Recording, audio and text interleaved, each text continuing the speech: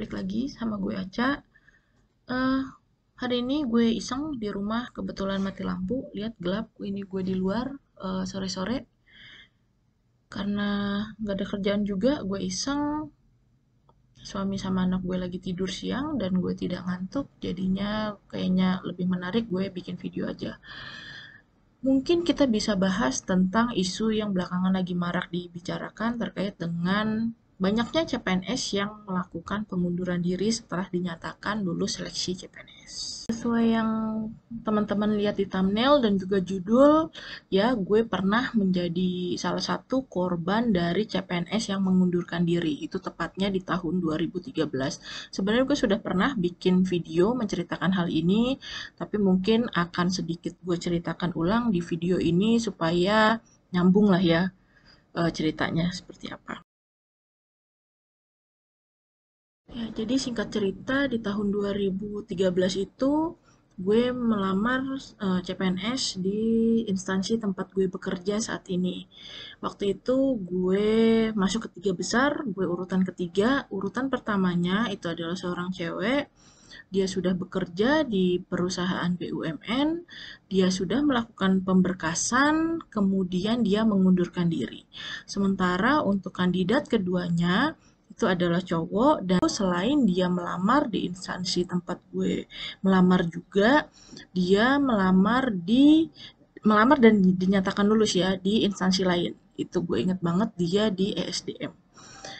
Nah, karena kandidat keduanya sudah mengambil di tempat lain gitu, seharusnya ketika kandidat pertama mengundurkan diri, kalau bisa diganti ya seharusnya dengan gue yang di nomor 3 karena nomor 2-nya itu sudah mengambil di instansi lain seperti itu. Dan perlu diketahui kalau hasil ujian gue itu tidak ada yang namanya keterangan tidak memenuhi syarat atau tidak disarankan, itu sama sekali tidak ada gitu. Jadi memang benar-benar tidak ada masalah, hanya gue memang di saat itu tidak bisa menggantikan si CPNS yang mengundurkan diri ini yang di peringkat 1 karena yang bersangkutan sudah melakukan pemberkasan. NIP-nya sudah diproses sehingga gue sebagai kandidat di bawahnya itu tidak bisa menggantikan yang bersangkutan untuk mengisi formasi tersebut. Ya, jadi singkat kata, formasi tersebut akhirnya dikosongkan. Gimana rasanya jadi korban CPNS yang mengundurkan diri, ya nyesek gitu. Karena waktu itu gue berharap bisa, apalagi sudah tiga besar ya, sudah tiga besar, eh, dan dua yang lain ini juga sudah tidak ada ya, tapi mungkin belum garis tangan gue, memang belum waktunya gue untuk lulus CPNS di tahun tersebut. Jadi ya sudah, walaupun nyesek, tapi ya sudah, mau tidak mau gue terima. Balik ke masalah CPNS yang sekarang banyak mengundurkan diri ya dengan berita yang simpang siur, entah terkait dengan ada pernyataan gitu ya katanya gaji di CPNS itu tidak transparan, kemudian juga gajinya kecil dan lain-lain. Tidak bisa gue pungkiri, memang gaji di CPNS itu tidak besar, apalagi ketika kita masih C labelnya, itu kita baru menerima gaji sebesar 80% dari gaji full yang seharusnya kita terima. Jadi selama setahun masa CPNS itu kita hanya menerima 80% saja. Nah, ini mungkin yang bikin orang kemudian berpikir, waduh cukup nggak ya? Apalagi untuk orang-orang yang sebelumnya sudah punya karir yang lumayan mapan, punya gaji yang lumayan bagus, entah di perusahaan swasta atau BUMN, ketika mau masuk ke CPNS, harus mulai dengan gaji yang startnya seperti itu, ya mungkin itu. Tapi gue tidak setuju dengan pernyataan bahwa gaji di CPNS itu tidak transparan. Banyak kok informasi-informasi di Google deh gitu kan paling gampangnya gaji CPNS gitu. Kita bisa tahu kok gitu. Oh, dia masuk dengan latar belakang pendidikan apa? Dari latar belakang pendidikannya kita bisa lihat, oh dia itu pangkatnya apa? Dari pangkatnya itu kita bisa melihat kira-kira gajinya itu akan dia dapat berapa kisarannya. Itu ada. Gaji CPNS itu kalau menurut gue lebih transparan dibanding gaji di perusahaan swasta yang bisa aja nih kalian sama-sama masuk, posisinya sama, pengalaman kerjanya sama, ternyata gajinya beda. Karena proses negosiasi ketika kalian masuk di perusahaan swasta itu yang menentukan gaji kalian. Bisa jadi ketika kalian eh, minta gaji yang lumayan rendah dan langsung diokekan, tapi ada orang yang bisa start dengan gaji yang tinggi karena ya dia mintanya lumayan tinggi, itu bisa gitu. Makanya untuk di Google ya, untuk di internet, sepertinya lebih mudah untuk mencari gitu ya jumlah pasti gaji CPNS dibanding jumlah gaji di perusahaan swasta atau BUMN untuk suatu posisi. Ya enggak? Coba koreksi kalau gue salah. Misalnya kalian mencari start gaji yang tinggi, ya jangan masuk sebagai CPNS. Ya karena seperti kita tahu aturannya seperti itu, CPNS digaji 80% saja di awal gitu loh. Jadi kalau kalian tidak siap dengan hal itu ya jangan jadi CPNS, jangan melamar CPNS. Kemudian juga ada isu terkait dengan lokasi penempatan yang jauh atau tidak sesuai dengan harapan. Nah, ini juga sebenarnya bisa diminimalisir ketika kita melihat ketika kita memasukkan formasi. Dari formasi itu kan sebenarnya kita bisa tahu ya, oh ini untuk penempatan, apakah di pusat, apakah di daerah, apakah untuk posisi apa, di unit kerja apa, itu biasanya sudah bisa dilihat. Kalian tuh bisa menyesuaikan dengan jabatan apa yang mau kalian lamar. Kalian bisa pelajari jabatannya dulu, kalian bisa pelajari unit kerjanya seperti apa, kalian bisa pelajari instansinya seperti apa. Banyak banget informasi yang bisa kalian dapat di internet gitu, dan itu free.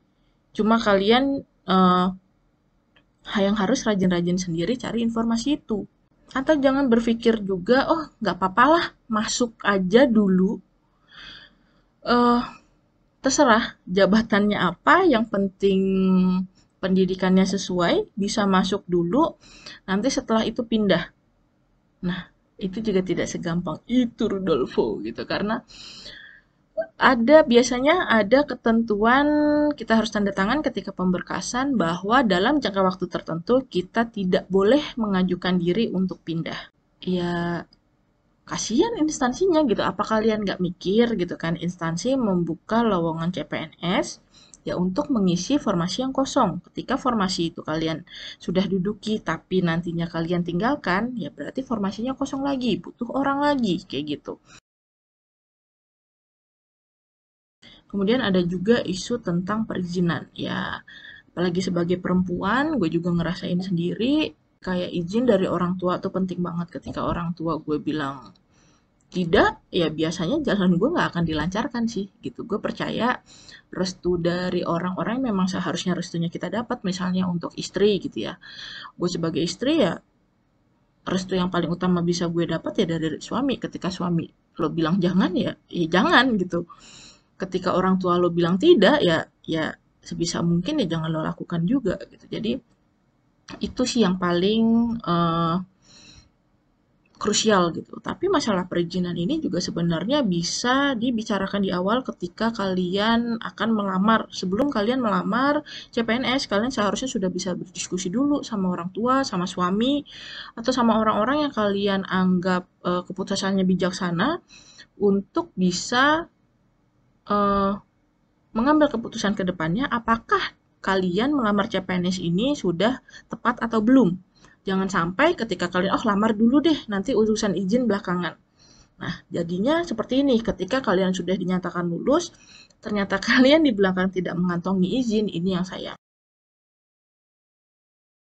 Buat kalian yang sudah bekerja di perusahaan swasta ataupun BUMN, ketika kalian ingin pindah menjadi CPNS, kalian mungkin harus cari tahu dulu apakah di perusahaan kalian sebelumnya itu mengenakan penalti atau tidak ketika kalian mengundurkan diri.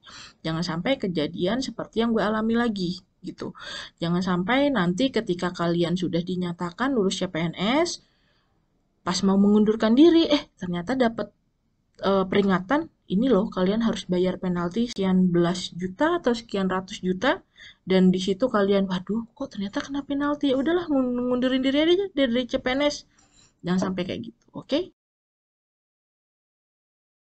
Dan terakhir, saran untuk para pejuang CPNS, kalau menurut gue, sebelum kalian melamar CPNS, ya kalian survei dulu lah gitu. Banyak kok informasi di internet yang bisa didapat, entah dari channel-channel semacam ini. Banyak kok PNS-PNS yang sudah bikin akun YouTube terkait dengan pekerjaannya sebagai PNS, atau banyak yang tulis blog, atau juga banyak di forum-forum yang sudah membahas terkait dengan pekerjaan sebagai PNS gitu ya. PNS itu seperti apa, peraturannya seperti apa, enak tidaknya itu kalian bisa pelajari dulu sebelum kalian memutuskan untuk melamar sebagai CPNS gitu loh. Karena jangan sampai eh tes CPNS itu juga kan prosesnya panjang ya, butuh biaya, butuh tenaga juga gitu ya. Kalian sudah mengeluarkan tenaga, negara juga sudah mengeluarkan biaya, tapi ternyata di ujungnya kalian yang dinyatakan lulus itu harus mengundurkan diri, kan sayang. Itu merugikan dua belah pihak. Kalian rugi waktu, rugi tenaga, negara juga rugi anggaran. Kayak gitu. Dan kasihan juga sama orang-orang yang memang ingin mengabdi, eh, saingan-saingan kalian yang memang berniat pengen mengabdi di pemerintahan tapi harus gagal karena kalian mengundurkan diri dan mereka tidak bisa menggantikan. Ya, walaupun gue agak menyayangkan dengan keputusan para CPNS yang banyak mengundurkan diri setelah dinyatakan lulus seleksi CPNS, tapi gue sih lebih setuju mereka mengundurkan diri daripada mereka tetap bekerja, mereka tetap menerima sebagai CPNS, tapi kedepannya mereka ogah-ogahan kerjanya, tidak sepenuh hati. Itu akan lebih merugikan negara sih gitu kan. Negara sudah membayar, seharusnya orang-orang kompeten yang bisa bekerja semaksimal mungkin, bisa kasih effort sebaik mungkin untuk negara, tapi ternyata mereka ogah-ogahan karena ya itu entah ngerasa passionnya tidak di situ, entah ngerasa gajinya kurang dan lain-lain. Ya intinya sih balik ke niat awal ya. Kalau misalnya memang dari awalnya sudah tidak niat gitu ya, misalnya cuma sekedar mau iseng-iseng berhadiah saja, ya sebaiknya jangan melamar sebagai CPNS. Gue harap sih ketika kalian ngelamar CPNS ya bukan cuma buat iseng-iseng berhadiah aja, tapi memang balik lagi ke niat kalian, apakah kalian memang benar-benar mau mengabdi atau tidak. Kayak gitu aja dari gue.